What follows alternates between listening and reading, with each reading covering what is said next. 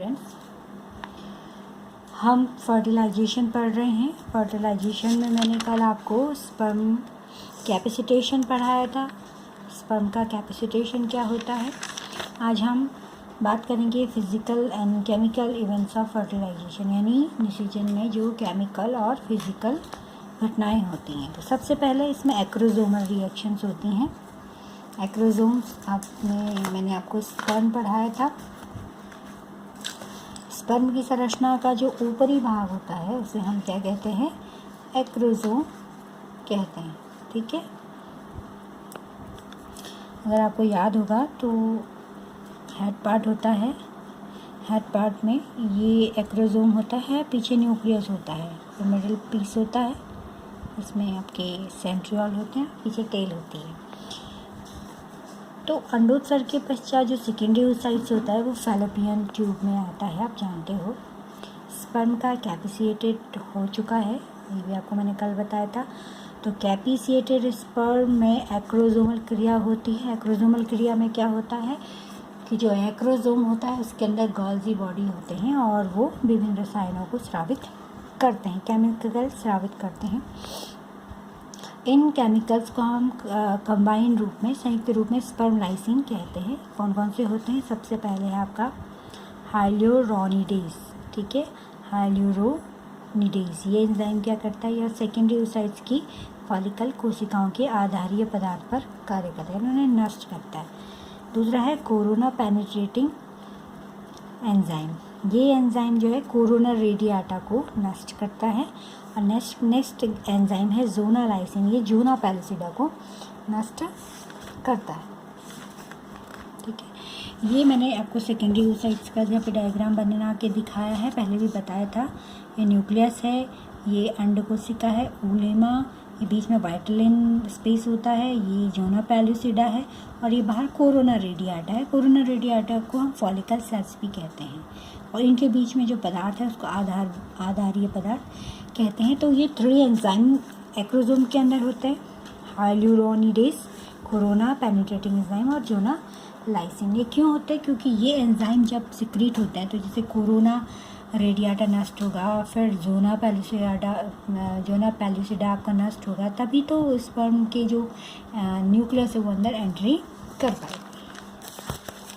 हाँ, बुक में एक डायग्राम मैं आपको दिखाती हूँ। इसमें आप देख सकते हैं ये टेल है।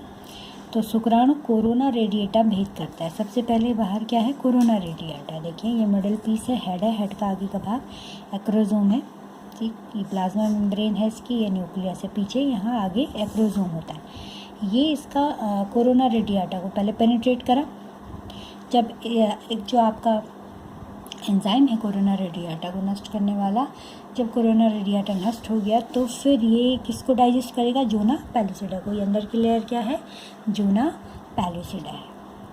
ठीक, उसके बाद देखिए शुक्राणु अंड की प्लाज्मा कला से संलयित हो जाता है। ये जो शुक्राणु है, ये जो प्लाज्मा है, आपका सेकेंडरी oocytes है, उसकी जो प्लाज्मा झिल्ली है और इसकी प्लाज्मा झिल्ली आपस में मिल जाती है। एक्रोसोम लगभग नष्ट यहाँ पे हो चुका होता है। ठीक है, तो इसमें आपने देखा किस प्रकार से विभेदित करते हैं। इसके बाद आपका कॉर्टिकल रिएक्शन होता है। पहले क्या था, एक्रोसोमल रिएक्शन। एक्रोसोमल रिएक्शन में एक्रोसोम में जो एंजाइम थे वो रिलीज़ करे, एक्रोसोम नष्ट हो चुकी है, और वो एंजाइम क्या करते हैं, सेकेंडरी oocytes की वॉल को पेनिट्रेट करते हैं। कौन कौन सी वॉल, कोरोना रेडिएटा, जोना पैलिसिडा। ठीक है, और उसके बाद जो आपके स्पर्म की प्लाज्मा मेम्ब्रेन है, अब क्या बचा, पीछे वाला जो न्यूक्लियस है वो बचा, और उसके पीछे टेल मिडिल पीस है, और आपकी क्या है, इसकी प्लाज्मा झिल्ली, सेकेंडरी oocyte की प्लाज्मा झिल्ली।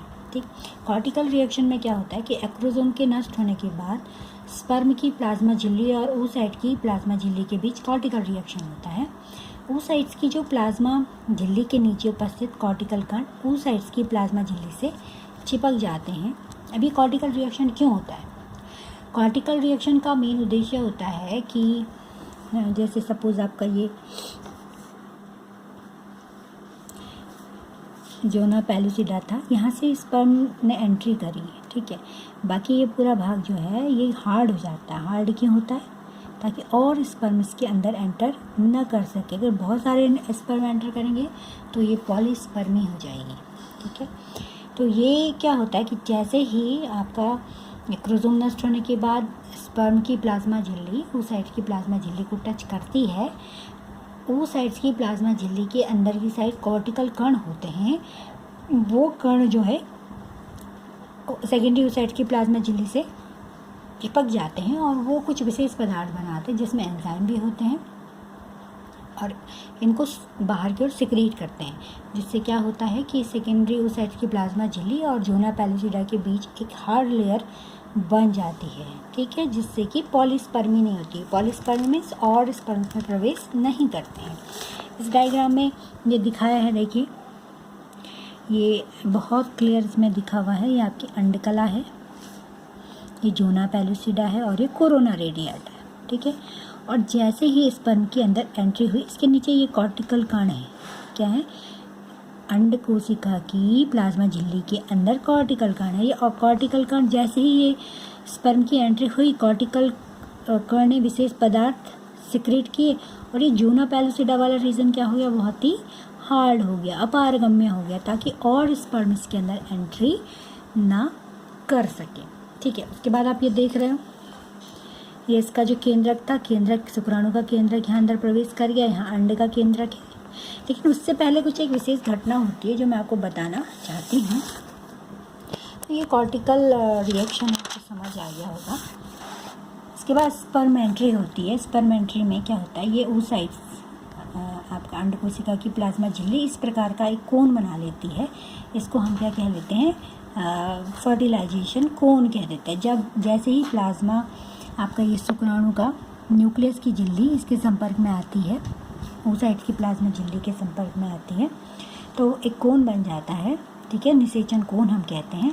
और उसी समय जो स्पर्म में आप जानते हो, स्पर्म के प्रॉक्सिमल बीच वाले भाग में दो तारकाय मैंने आपको बताए थे, निकटस्थ और दूरस्थ। तो जो दूरस्थ तारकाय होता है वो टेल रीजन में रहता है और निकटस्थ जो तारकाय है वो इस समय टूट जाता है और टूट करके वो oocytes के अंदर प्रवेश करता है। तो आपको यहाँ पे ध्यान रखना है कि oocytes के अंदर दो ही चीज़ें जाती हैं शुक्राणु की, एक तो केंद्रक न्यूक्लियस और दूसरा सेंट्रियोल, ठीक है। बाकी स्पर्म की टेल नष्ट हो जाती है, एक्रोसोम का सारा एंजाइम जो है सेकेंडरी oocytes की वॉल को डिसॉल्व करने में ख़त्म हो जाता है। अब ये सेकेंडरी oocytes के अंदर सेंट्रियोल क्यों जाते हैं? क्योंकि सेंट्रियोल जो है तारकाय जो स्पिंडल तंतु बनाते हैं और आप जानते हो कि सेकेंडरी oocytes का जो केंद्रक होता है वो मेटाफेज सेकंड में अरेस्ट होता है, उसमें अभी मियोसिस कंप्लीट नहीं हुआ होता है। तो जैसे ही ये स्पिंडल तंतु अंदर जाते हैं, ये केंद्रकों को दूर खींचते हैं और हमारे पास ओवम और सेकेंडरी पोलर बॉडी बनते हैं। जब ओवम बनता है, इसे हम मादा युग्मक कहते हैं, उसके बाद ही निषेचन होगा। अब कैरियोगेमी क्या होती है? नेक्स्ट जो स्पर्म एंट्री के बाद कैरियोगेमी होगी। कैरियोगेमी में क्या होगा कि स्पर्म का जो हेड है जिसमें केंद्रक होता है वो ही अंदर जाता है, बाकी मध्य भाग से केंद्रक अलग होकर अंदर प्रवेश करता है, पूंछ अलग हो जाती है। तो इसके केंद्र को मेल प्रोन्यूक्लियस कहते हैं। केवल मेल प्रोन्यूक्लियस और कॉर्टिकल सेंट्रियोल oocytes के अंदर प्रवेश करते हैं। मैंने आपको भी बताया सेकेंडरी पोलर बॉडी और स्पर्म टेल नष्ट हो जाते हैं। ओवम का न्यूक्लियस, ठीक है, फीमेल प्रोन्यूक्लियस कहलाता है। अब मेल का न्यूक्लियस मेल प्रोन्यूक्लियस, फीमेल का न्यूक्लियस फीमेल प्रोन्यूक्लियस। मादा युग्मक ओवम कब बना? जब स्पर्म का सेंट्रियोल अंदर पहुंचा, तारक का अंदर पहुंचा, जिसने स्पिंडल तंतु बनाए, जिससे कि केंद्रक में विभाजन कंप्लीट हुआ और एक सेकेंडरी पोलर बॉडी और एक ओवम यानी अंड युग्मक बना। फिर दोनों के केंद्रक एक दूसरे के पास आते हैं और संलयन होता है, केंद्र का संलयन, जिसे कैरियोगेमी हम कह देते हैं। अब ये निषेचित ओवम जायगोट कहलाता है, ठीक। तो निषेचन का क्या महत्व है? निषेचन का पहला महत्व तो यही है कि जब निषेचन होता है तभी सेकेंडरी oocytes का अर्धसूत्री विभाजन कंप्लीट होता है। क्यों? क्योंकि तभी जो है स्पर्म से उसके अंदर सेंट्रियोल पहुंचते हैं जो स्पिंडल तंतु बनाते हैं और मेटाफेज सेकेंड को आगे प्रोसीड करते हैं। दूसरा, निषेचन द्विगुणित अवस्था की पुनर्स्थापना करता है। आप जानते हो मेल और फीमेल प्रोन्यूक्लियस में गुणसूत्रों की संख्या हैप्लॉइड होती है, लेकिन निषेचन के बाद फिर से द्विगुणित अवस्था प्राप्त की जाती है। यह दो जनकों के गुणों को मिलाकर आनुवंशिक विविधता भी पैदा करता है, यानी एक नया कैरेक्टर उसमें आता है, एक मेल के क्रोमोसोम उसमें है और फीमेल के क्रोमोसोम उसमें है। तो ये मैंने आपको आज फर्टिलाइजेशन पढ़ाया, आप इसे पढ़िए, आगे का टॉपिक हम कल कवर करेंगे। Thanks for today.